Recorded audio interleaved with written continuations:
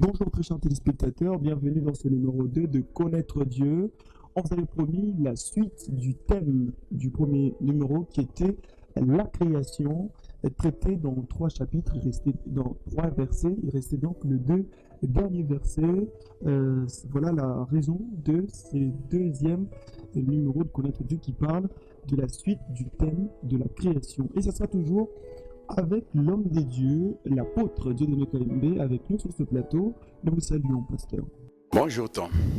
Alors c'est un grand plaisir de vous retrouver encore une fois dans ce studio. On n'avait pas fini. On a traité 3 versets. On a parlé du premier verset, du deuxième verset, du troisième verset du premier chapitre du livre de Genèse. Et restait les 2 autres versets, c'est-à-dire le 4e et le 5e. Alors apôtre, un petit rappel sur ce qu'on a vu d'abord la dernière fois avant d'attaquer les 2 versets restants. Je me dois d'abord de rappeler à nos téléspectateurs qu'il y a 2 versets très importants.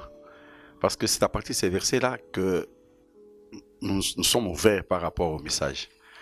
Le premier verset que nous avons évoqué, c'était 2 Corinthiens 3, 14. Qu'est-ce qu'il dit? Le verset dit, voilà, jusqu'aujourd'hui, quand ils lisent l'Ancien Testament, il y a un voile qui est sur leur cœur. C'est-à-dire, la Bible n'est pas un journal. La Bible n'est pas un manuel de géographie ou d'histoire. Mais plutôt, la Bible, c'est une écriture inspirée. Qu'est-ce que ça veut dire? Et cette même Bible dit, la lettre tue et l'esprit vivifie. Ça veut dire qu'il faut tirer l'esprit de ces écritures-là. L'écriture est là. Alors, il faut tirer maintenant l'esprit de cette écriture. C'est ça le message. Il ne faut pas totalement se fier à la lettre parce qu'il y a toujours un secret dans cette... Justement, c'est-à-dire que le message, lui, se trouve dans la lettre. Non, il faut tirer. Vous lisez la lettre, vous tirez le message. Je donne un exemple. Quand tu dis « Dieu mon créateur », bon, Dieu ton créateur, quand les gens parlent de Dieu son créateur, ils se figurent un grand être placé quelque part suspendu dans le cosmos. Non, mais la Bible dit « Au commencement était la parole ». La parole était avec Dieu et elle-même était Dieu. Alors tu comprends, c'est cette parole qui crée. La parole créée, comme nous avons dit la fois passée, c'est-à-dire que la parole vient vers quelqu'un qui est dans le monde, qui est encore monde. Nous avons donné un verset de 1 Jean chapitre 2, versets 15 à 17. Nous avons expliqué le monde. Alors la parole vient justement pour créer ce monde, pour donner à ce monde-là une forme et un fond. Un fond, c'est-à-dire, parce que le monde est vide. On donne le message et le message à son tour va façonner le comportement. Et aujourd'hui, je crois que nous ne reprenons pas le 3e verset parce que nous sommes arrivés, je crois que pratiquement nous avons flotté entre 3 et 4, mais on prend 3 pour un feeling. Alors aujourd'hui, on va reprendre le 3e verset et puis on va développer le 4e et le 5e verset dans ce numéro, 2e numéro de Connaître Dieu. Thème création, c'est donc la continuité de ce programme. La première fois, on a donc découvert, c'était donc la première partie de la création et c'était une émission qui a édifié les téléspectateurs. On a vu les réactions et si vous voulez, en titre de rappel, vous voulez suivre cette émission, vous pouvez utiliser le lien ou alors les différentes plateformes qui sont affichées au bas de vos écrans, YouTube, Instagram, même Facebook, vous allez le suivre en différé quand vous voulez. Et il y a aussi une faveur que l'homme des dieux a donc donnée à tous les téléspectateurs, ce que vous pouvez poser toutes les questions puisque cette émission traite des révélations bibliques qui peuvent vous échapper. Alors posez toutes les questions, même celles qui n'ont pas pris à l'exposer, comme l'homme des dieux est en train de le signifier. Et justement, on va vous laisser 3 jours de lecture.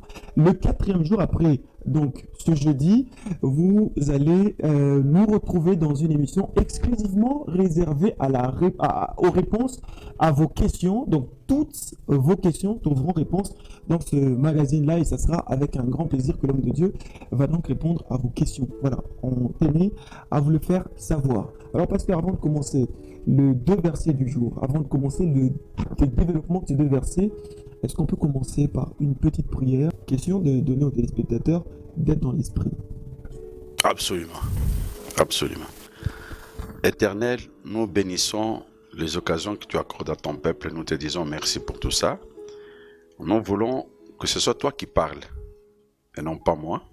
Je voudrais que de ce côté-là, que tu places un ange à chacun de nos téléspectateurs, afin qu'il puisse l'aider par l'inspiration, par la façon de comprendre, afin qu'il puisse digérer le message. Parce que le message n'est pas facile à digérer, c'est une science. Or, toute science exige une méthode. Nous bénissons ton nom, nous te disons merci pour tout. Amen. Amen. Alors, pasteur, on peut commencer. Déjà, on touche un peu de chapitre 3, la création. On va commencer par la Genèse. Ok, on reprend les troisième versets. On peut nous lire les troisième versets du chapitre 1er de Genèse. Genèse chapitre 1, à partir du troisième verset, l'entête nous dit « Création du monde ». La création du monde. Dieu dit que la lumière soit et la lumière fut. Dieu dit que la lumière soit et la lumière fut. Ici, il y a un questionnement. Je voudrais que les téléspectateurs comprennent que le soleil, la lune et les étoiles n'ont été créés qu'au 14e verset, c'est-à-dire au 4e jour. S'ils ont leur Bible chacun, ils peuvent vérifier, c'est-à-dire que c'est au 4e jour. Mais alors, ici, nous ne sommes qu'au 1er jour. Alors, quand Dieu dit que la lumière soit et la lumière fut, cette lumière peut-elle avoir pour source quoi? Parce que nous savons qu'aujourd'hui, quand il fait jour, c'est-à-dire nous voyons que le soleil s'est levé, mais quand le soleil se couche, nous tendons vers le soir. Mais maintenant, lui, il dit, au 1er jour, le soleil n'existait pas, la lune non plus, les étoiles non plus. Mais alors, quand il dit que la lumière soit et la lumière fut, c'est une grande question. On ne sait pas par rapport à quoi il y a le jour, parce qu'on se dit, bon, le jour, c'est le soleil qui s'élève à l'est et se couche à l'ouest. C'est ce qui me peine parfois quand les gens prennent la Bible, on commence par le milieu, les évangiles, parce que ça paraît très facile. Mais on ne peut pas commencer une lettre. Il faut considérer que la Bible, c'est une lettre que le Créateur adresse à la créature. Alors, tu ne peux pas avoir le message, l'intégralité du message. Quand tu prends pas le milieu. C'est un peu... Mais je sais que ce n'est pas facile parce que ça exige une clé, ça exige une initiation. Mais heureusement que nous sommes là, nous allons aider le peuple de Dieu à comprendre tout ça. Je disais que Dieu dit que la lumière soit et la lumière fut. Le problème, c'était de localiser la source de cette lumière. Alors, si nous allons comme ça, si nous lisons comme un journal, nous n'arriverons jamais à comprendre ça. Parce qu'en ce moment-là, il y a une énergie qui existe bien avant, et quand le soleil viendra, ce sera deux sources d'énergie. Mais quand tu regardes aujourd'hui, nulle part on ne t'a pas dit qu'on a enlevé la première source.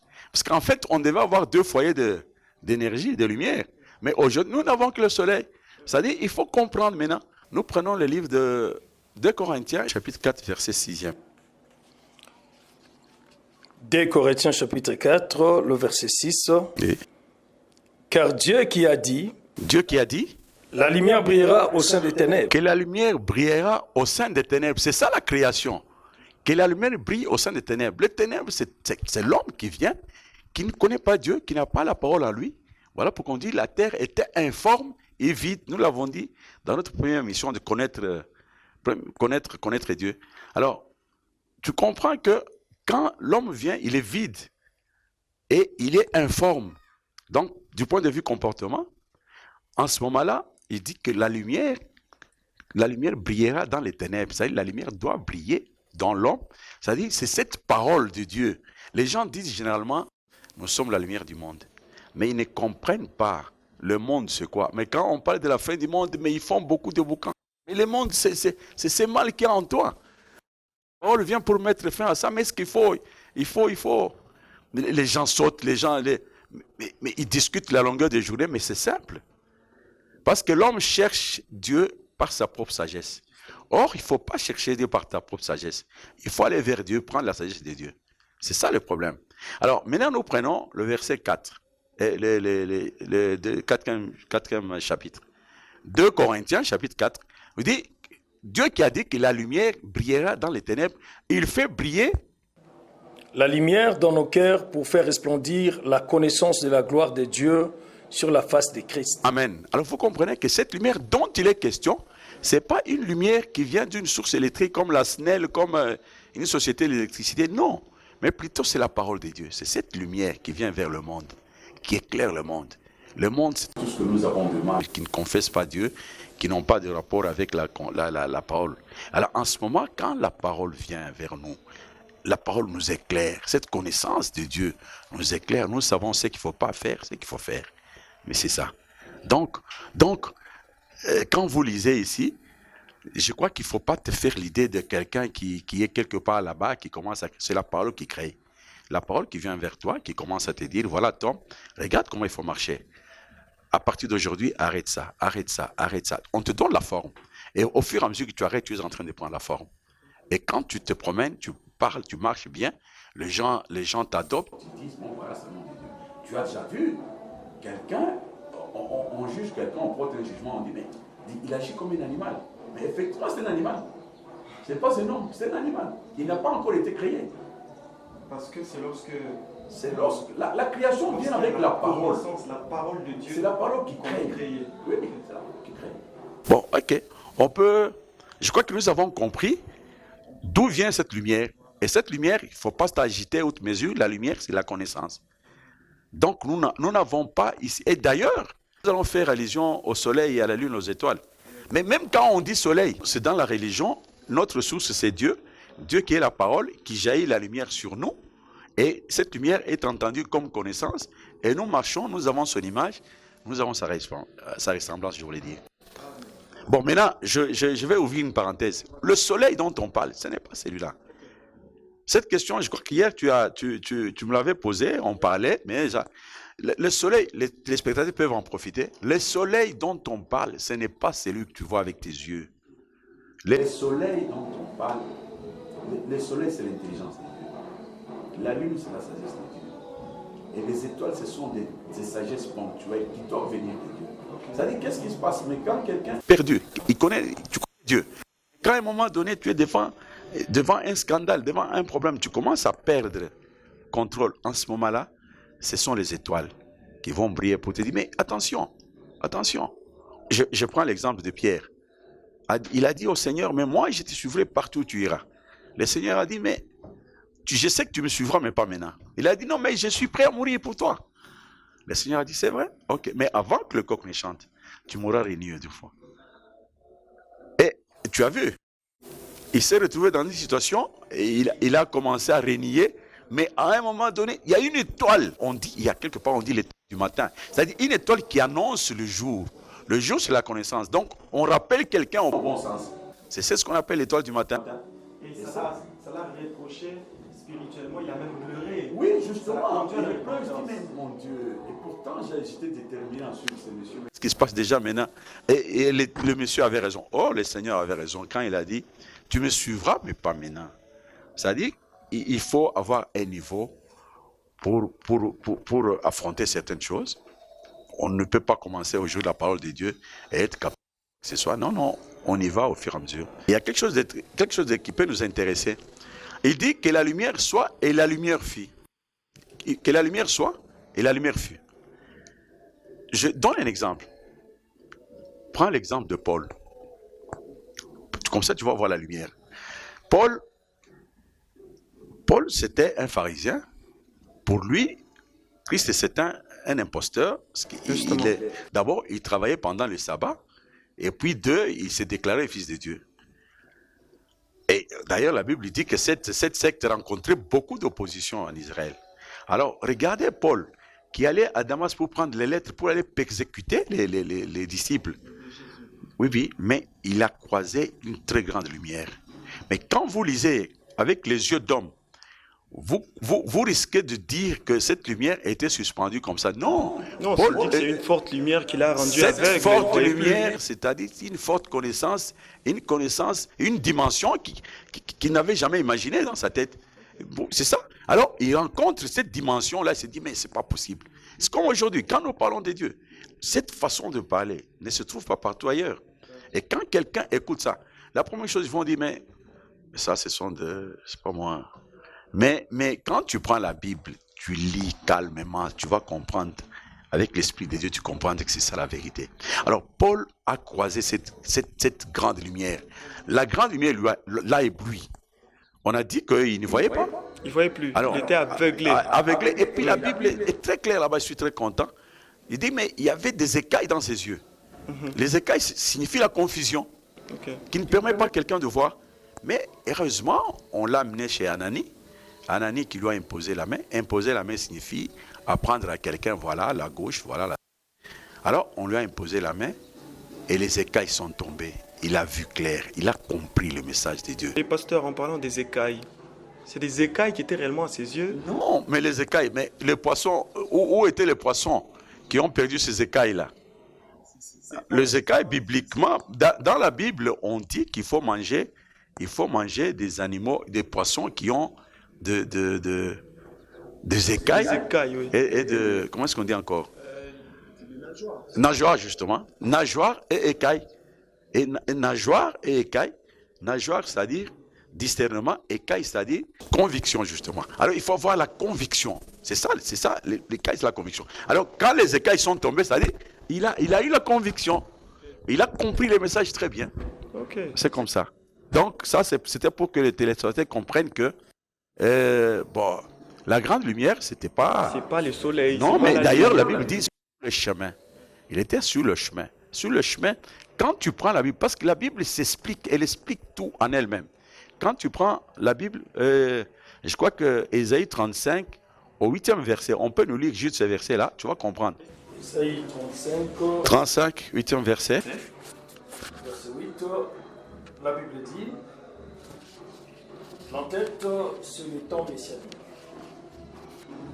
Il y aura là un chemin failli, Voilà, il y aura là un chemin frayé, une route qu'on appellera la voie sainte. la voie sainte. C'est ça l'initiation, la voie sainte. C'est-à-dire, on initie quelqu'un à ce message. Ce message ici, on ne peut pas le comprendre sans avoir été initié. Il faut un enseignement.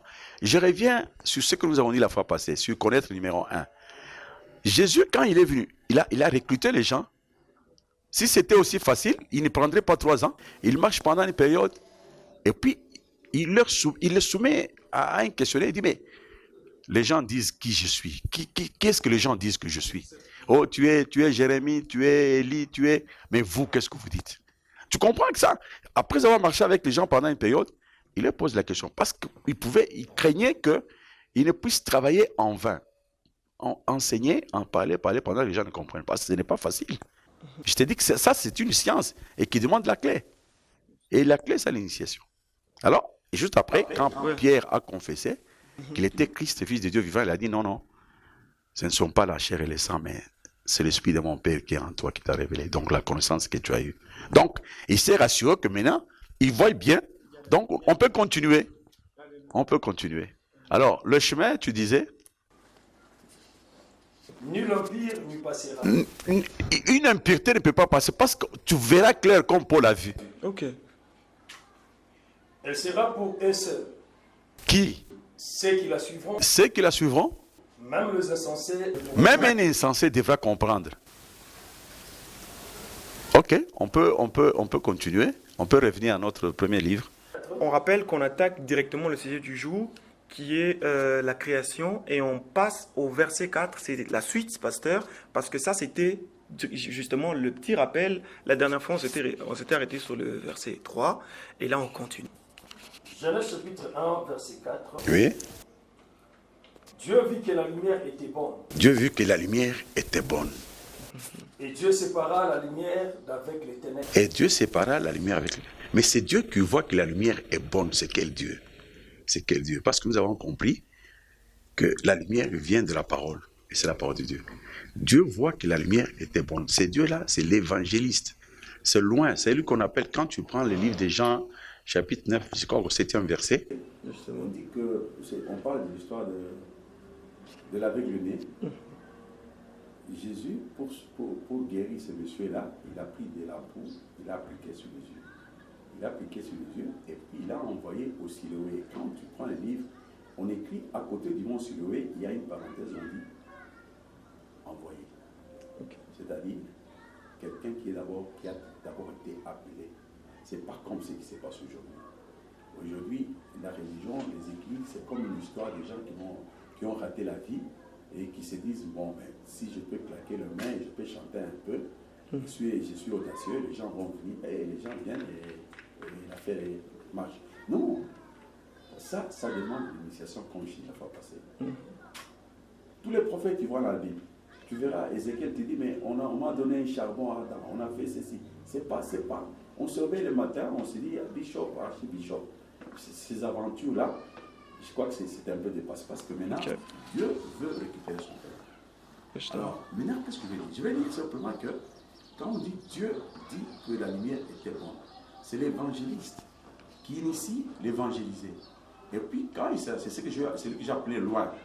Et quand il voit que l'évangélisé fait la part des choses, il comprend maintenant où se trouve le mensonge et où se trouve la vérité. Alors, il voit que la lumière est bonne. Et aussi, même l'évangéliseur lui-même, il a déjà un brin de connaissance en lui. Dieu c'est la connaissance. Dieu, c'est pas n'importe quoi. Dieu, c'est cette connaissance, cette parole-là qui dit. Alors, même celui qui est évangélisé, comme il a déjà un brin de lumière, il sent, parce qu'il il sent, mais il se dit, mais, ok, je connaissais comme ceci, mais regarde comment il m'expliquait. Ah, donc voilà. Donc ça c'était faux, ça c'était vrai. Donc il fait la part de ce, il comprend le mensonge. Et d'une part, il a avec les autres. C'est ça, il trouve que c'est bon parce qu'il admire. Dieu en ce moment-là, c'est l'évangéliste qui est en face de lui. Les gens, quand on dit que c'est Dieu, les gens sont choqués. Non, mais Dieu a dit, vous êtes des dieux. Vous êtes des dieux. Le problème qu'il y avait entre Jésus et les pharisiens, c'était celui-là. Il dit, je suis le fils de Dieu, je suis Dieu. Il dit, mais vous êtes des dieux, comment vous mourrez comme des princes quelconques? Nous sommes des dieux. Pasteur, permettez que je vous pose cette question. Oui. Aussi directe soit-elle. D'accord. Êtes-vous un Dieu? Bien sûr. Dieu a deux attributs. Dieu crée. Quand on dit Dieu, c'est-à-dire créateur. Dieu crée et Dieu donne la forme. Donc, créer, ça appelait à l'existence qui n'existe pas. Et donner la forme, se faire. Parce que Dieu dit, l'homme que j'ai créé, que j'ai fait. C'est-à-dire, créer, c'est appeler à l'existence qui n'existe pas. Et faire, c'est modifier ce qui existe, mais qui existe en mauvaise forme, on lui donne la forme. C'est ça les attributs de Dieu. Donc, nous jouons le rôle de Dieu. D'ailleurs, mais quand on dit que vous êtes cohéritier avec Christ, Christ, c'est le système que c'est Dieu. Mais si vous êtes cohéritier avec Christ, c'est-à-dire vous êtes ses petits frères, vous êtes les petits frères d'un Dieu. Non. Oui, beaucoup de gens prient, je vois, et qui disent non. Jésus, mon grand frère, non. C'est l'aîné et moi le deuxième. Non. Dieu n'a pas deux enfants. Dieu a un seul fils. Alors, si tu es fils de Dieu, tu es Christ, tu te confonds. Ceux à qui il a été donné d'être appelé fils, c'est ça. C'est-à-dire qu'il n'a pas deux enfants, il n'a pas deux fils. Il a un seul enfant en Christ. En Christ. Alors, si toi tu veux devenir fils de Dieu, tu es Christ. Je suis donc Dieu à ce titre. En tout cas, pasteur, ça devient plus clair. C'est verset 4 et nous réserver plusieurs bénédictions si on doit se le dire. Genèse chapitre 1, le verset 5. Dieu appela la lumière jour et il appela les ténèbres. Voilà, c'est le dernier verset. Dieu appela la lumière jour et les ténèbres nuit. Ça c'est simple. Ça, tout le monde comprend. La lumière c'est le jour c'est la connaissance. Et les ténèbres c'est la nuit c'est l'ignorance. Alors quand Dieu appelle les ténèbres le jour, la nuit, c'est clair. Nous pouvons peut-être clarifier ça très bien quand nous prenons 1 Thessalonique chapitre 5, 5 verset. Juste celui-là. 1 Thessaloniciens, chapitre 5. Oui, le verset 5. Oui. Vous êtes tous les enfants de la lumière. Vous êtes tous les enfants de la lumière. Vous êtes tous les enfants de la lumière, donc les enfants du jour. Nous ne sommes point de la nuit ni des ténèbres. Ok, les enfants de la nuit ou les ténèbres, ce sont les enfants des ignorants. Nous rentrons dans notre Genèse. Je crois que le peuple de Dieu a compris. Je voulais que tu comprennes le jour c'est quoi et la nuit c'est quoi. Justement. Ainsi, je relis le verset 5 de Genèse chapitre 1. Oui. Dieu appela la lumière jour et il appela les ténèbres nuit. Ainsi, il y eut un soir et il y eut un matin. Ce fut le premier jour. Voilà. Donc, est-ce que tu comprends? Il y eut un soir et il y eut un matin. C'est pas comme ça que toi tu comptes. Non, c'est pas comme ça. C'est pas comme ça. Toi, tu comptes. Quand tu veux compter le jour, tu dis. J'ai dit le matin. Parce que le soleil s'est levé. Oui. Et quand il va vers le coucher, tu dis c'est le soir. Oui. Donc ça fait un jour. Justement. Mais regarde comment il a une façon de compter à lui. Ouais. Il y eut un soir. Il compte. C'est bizarre. Il commence par le soir pour aller au matin. C'est ça la marche de Dieu. Mais on l'a jamais vu comme ça quand on lit la Bible. Oui, mais Et nous, on se dit, ben, c'est une manière de les gens parler. passent par là sans Ouais. compréhension. Aujourd'hui, quand je vais en parler, Ok. ils vont sursauter. Ouais. Et Dieu, pourquoi Dieu commence par le soir pour aller au matin? Mais c'est bien clair. C'est-à-dire parce que la nuit, c'est l'ignorance. La nuit, ce sont les ténèbres. Alors, le problème de la parole de Dieu, c'est de prendre le temps du soir, traverser cette nuit qui est ton ignorance, Ok. et puis t'amener au matin. C'est la raison pour laquelle on parle de l'étoile du matin. L'étoile du Alléluia. matin, c'est-à-dire une étoile qui éclaire la nuit pour amener quelqu'un au matin, au jour, qui est la connaissance. Donc, tu comprends? Ouais. Alors, maintenant, ce qui est important ici, c'est que tu comprennes que on traverse, la parole de Dieu ne compte pas comme toi, mais Dieu Ok. compte de sa façon, parce que Dieu, c'est la parole de Dieu. La Alléluia. parole de Dieu te prend d'un bord, te fait traverser la nuit, pour t'amener à un autre bord. Ok. D'ailleurs, je vais prendre un exemple, tu vas comprendre. Nous prenons Genèse 32, et une histoire bien connue. Nous prenons la lutte de Jacob. Jacob s'est battu avec un homme toute la nuit. Cet homme-là, c'était Dieu. Il s'est battu toute la nuit. C'est battre toute la nuit. La nuit, ce n'était pas la nuit de Dieu. Ok. C'était la nuit de Jacob. Et c'est-à-dire que c'est quelqu'un qui ne sait pas avec la parole de Dieu, qui veut l'accomplir, mais il n'est pas facile. Il y a l'âme, il y a l'instinct humain qui s'impose. Qui veut comprendre, qui veut avoir la connaissance à tout prix. Tu te tirer vers le mal, mais Oui. pendant que toi, tu veux aller vers le bien. Ok. Alors, c'est ça un combat. Alors, tu te bats pendant la nuit avec Dieu. Dieu, c'est la parole de Dieu. On peut prendre ces versets-là. 32, 24, on prend 32, 24 à 28 et 30 à 31. Je crois que comme ça, on va terminer. Ok. Genèse chapitre 32, le verset 24 à 28. Oui. L'entête nous dit l'île de Jacob. 24. Jacob demeura seul, alors un homme D'abord, Jacob demeura seul. Quand tu vas vers Dieu, quand tu veux marcher avec Dieu, il faut être seul. Ok. Seul, c'est-à-dire quoi? Si tu ne te débarrasses pas de ton ego, si tu ne te débarrasses pas de tes émotions, tu ne marcheras jamais avec Dieu. Ce qui a compliqué la vie à tous ces personnages que tu connais, c'est ça. Abraham s'est battu avec Dieu. Tout le monde s'est battu avec Dieu. Mais en fin de compte, par sa grâce, Dieu finit par L'emporter, oui. Alors, s'est battu avec Dieu. Il était seul. Alors un homme lutta avec lui jusqu'au lever de l'aurore. Un homme lutta. Cet homme-là, c'est Dieu. Ok. Alors, Jacob se battait contre Dieu toute la nuit. C'est de la nuit, comme je l'ai dit, la nuit de Jacob. C'est pas la nuit. Dieu n'a pas de nuit. Ok. Lui, il est maître du temps. Il est en dehors du temps, mais il a instauré le temps pour nous.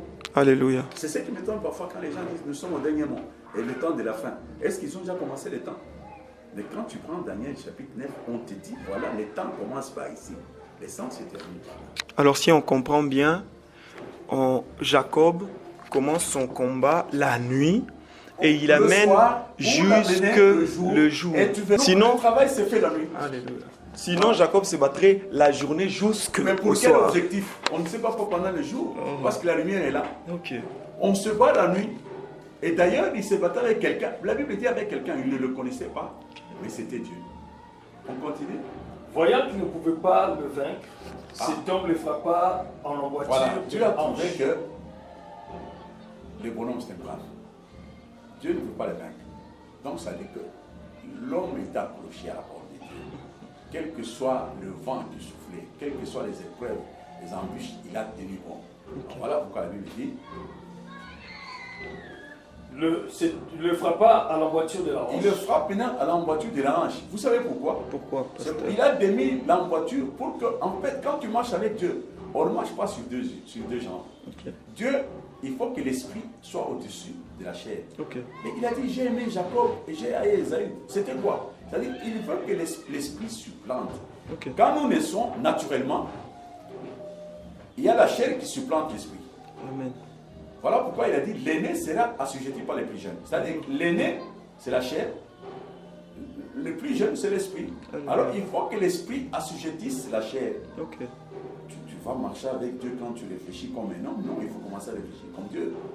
Parce qu'il dit, mes voix ne sont pas vos voix. Alors Dieu a frappé la Après, chair il a de Jacob. c'est ça faire. C'est ça faire quelqu'un. Il a frappé, c'est-à-dire il avait déjà créé, il avait déjà la parole, mais il y a des choses qui n'étaient pas encore Dans au sa point. chair. Alors il frappe pour Pour régulariser la faire chose. vivre l'esprit. Oui, oui. Et puis on continue. Et l'emboîture de la hanche de Jacob s'est démise Voilà. pendant qu'il était avec Maintenant, il marchait, l'esprit au-dessus de la chair. Ok. Il s'appuie beaucoup plus sur l'esprit que sur la chair. Alléluia. Il dit, Il dit, laisse-moi aller car l'aurore se lève. voilà, maintenant c'est Dieu qui estime que l'aurore, c'est ça ce qu'il dit, que la lumière soit et la lumière fait. L'aurore se lève, laisse-moi aller. C'est Dieu qui dit, maintenant tu commences à voir. Tu vois maintenant clair. Comme Paul avait vu, les écailles sont tombées, maintenant tu vois. Laisse-moi aller.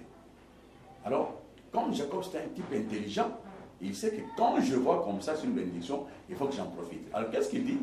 Et Jacob répondit, Oui. je ne te laisserai point aller, Je ne te laisse pas aller, que tu m'aies béni. que tu m'aies béni. Donc tu comprends? Maintenant quand on voit, on était hier, c'était le soir, on a traversé la nuit. Ok. La façon de voir d'hier n'est pas la même façon de voir d'aujourd'hui. Ok. Alors quand on traverse la nuit, on commence à voir les choses d'une façon claire. Il dit, je ne te laisse pas aller. Qu'est-ce qu'il fallait? Il fallait la bénédiction. Voilà. Ouais. Cette façon de voir appelle la bénédiction. Quand tu marches très bien, quand tu vois ce qu'il faut faire, tu es béni. Pasteur, une question. Je quitte de la nuit qui est l'ignorance, qui est le ténèbre. Je vais vers le jour qui est la lumière. Ça veut dire que quelque part, j'ai en moi la connaissance parce qu'elle symbolise la lumière, d'après ce que vous nous avez appris. Mais comment est-ce que Jacob exige une bénédiction alors qu'il a déjà la connaissance au travers de la lumière? Il a combattu toute la nuit vers la journée. Malgré la journée, je désire la bénédiction. C'est quoi la différence entre une bénédiction et une connaissance qui est la journée? Il y a deux choses là-bas. Ok. La connaissance, c'est d'abord le fait de connaître ce que tu dois faire. Ok. C'est une paire de manches. Maintenant, il y a une deuxième dimension. Quand tu connais, il faut maintenant savoir incarner ce que tu connais là. Ok. Il y a beaucoup de gens qui connaissent. Il y a beaucoup de versets là, en bouche, il parle. Quand il faut discuter, il discute. Mais quand tu regardes son comportement, sa vie laisse à désirer. Ça bénit pas. Alors tu comprends qu'il n'y a pas de bénédiction. Ok. C'est du verbiage. Non. Pasteur, l'émission est tellement bénéfique pour l'œuvre de Dieu, mais on doit arrêter puisque Non, il y a on court. c'est une notion très importante. Voilà. Il dit que tu ne peux pas. Il dit, l'homme lui dit, l'aurore vient, il faut que tu laisses partir. Il dit non, je ne te laisse pas partir. Comme je vis ta face, Ouais. il faut me bénir. Ok. Le verset 27, il lui dit, Oui, quel est ton nom? il dit bon, ok. Maintenant, quel est ton nom? Il dit que mon nom c'est Jacob. Jacob, tu sais ce que ça signifie? Ça signifie. Jacob signifie celui qui veut servir. Alléluia. Celui qui veut servir. Alors ton nom c'est Jacob. Tu n'avais que l'intention. Mais maintenant, je te donne un autre nom. Voilà. Il dit, on t'appelait Jacob, maintenant on ne t'appellera plus Jacob. On va t'appeler Israël. Israël, pourquoi? Parce que tu as vu la face de Dieu. Alléluia. Alors 30-31, 30-31, oui. Jacob appela ses lieux du nom de Péniel. Tu comprends? Maintenant, après cette lutte-là, Ouais. Jacob appelle cet endroit-là Péniel. Alléluia. Péniel. Il explique Péniel, c'est quoi? Car dit-il, Dit-il, je vis Dieu face à face et mon âme a été sauvée. j'ai vu Dieu face à face et mon âme a été sauvée. Alléluia. Alors, nous étions en train d'expliquer pourquoi Dieu parle de lui un soir, lui un matin, au lieu de commencer par le matin et le soir. Et- Que les téléspectateurs soient bénis. Amen. Pasteur, là, en tout cas, cette émission, elle a été très, très, très enrichissante et très bénéfique pour le peuple de Dieu. On sent quand même la présence de Dieu. Amen. On sent que le peuple est béni. Le peuple béni. En tout cas, même en réaction, on le sent. Et il le sera encore beaucoup plus parce que connaître Dieu, nous ne sommes qu'au deuxième numéro. Il y a plein de bénédictions bibliques, plein de révélations aussi. Allez, nous allons toucher à tous les aspects de la Bible. Il comprend. Celui qui nous suivra du début, chaque jour, s'il est prêt pour nous suivre, je crois qu'il sera béni. Et ce n'est pas moi qui le dis, c'est lui qui le dira. Alors, pasteur, on a commencé par la prière. Est-ce qu'on peut clôturer par la prière? Que bien entendu, nous bénissons ton nom, Seigneur, nous te disons merci parce que tu as été avec nous. Je sens que tu as béni ton peuple.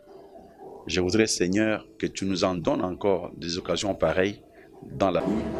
Afin que nous puissions nous puissions, notre Dieu, notre roi, fais voir ta face à ton peuple. Laisse un Dieu, vous êtes un Dieu d'amour, tout chacun de nous qui écoute ce message et qui l'incarne. Seigneur, l'honneur et la gloire seront à toi, au nom puissant de Dieu. Amen. Amen. Vous avez été édifié par cette parole. N'hésitez pas de réagir ou de nous faire parvenir cela à ce numéro qui est affiché au bas de votre écran, c'est le numéro WhatsApp. Mais comme on vous le disait, faites-nous parvenir toutes vos questions, les révélations qui vous compliquent, les questions qu'on n'a peut-être pas encore traitées ici, que vous avez posées aux hommes de Dieu, n'ont pas trouvé réponse. Vous pouvez faire confiance et poser toutes vos questions.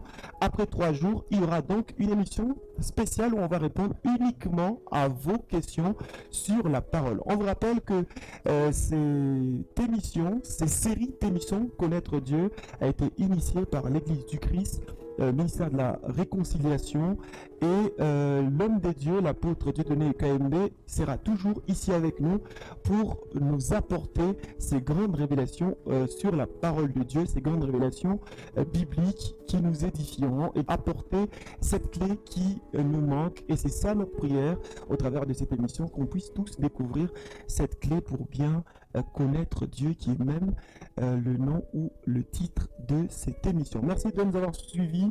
On va se retrouver donc prochainement. Pour vous qui nous suivez sur la chaîne télévision, on va se retrouver le jeudi prochain. Mais suivez-nous quand vous voulez sur les réseaux sociaux, sur YouTube, Instagram et même Facebook. On se retrouve prochainement avec le même RIL